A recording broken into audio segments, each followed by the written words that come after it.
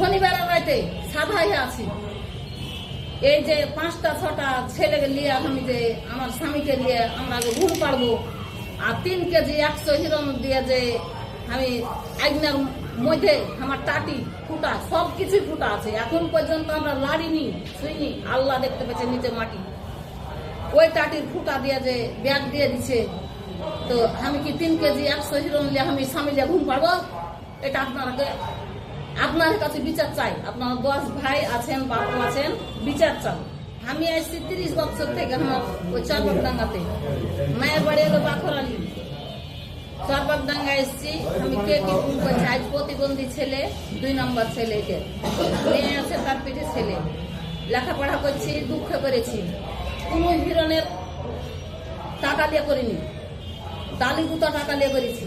কিন্তু জেল নিম্বারকে স্থগি ভালোবাসে আমার স্বামী, কিন্তু দেখতে পাওয়া যাচ্ছে যে যাকে বন্ধু করে সে হলো সূত্র হয়। আজীবন দেখে যাচ্ছি আমরা, আমার বাপ ভাইয়েরা এই কৃষি কাজ করে কথা আর ভিতর আছে।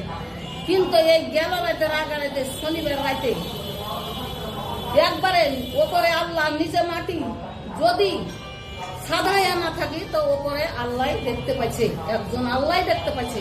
আমি কাহরির কথা বলবো না, কিন্তু আজকের কথাটা আমার ছেলে যে এই জিনিসটা নিয়েছে আপনাদের পক্ষে, সেদিন মনে আমার ছেলের কোনো রক্তই খায়নি। বিচার চাই যে কিভাবে এই জিনিসটা হয়।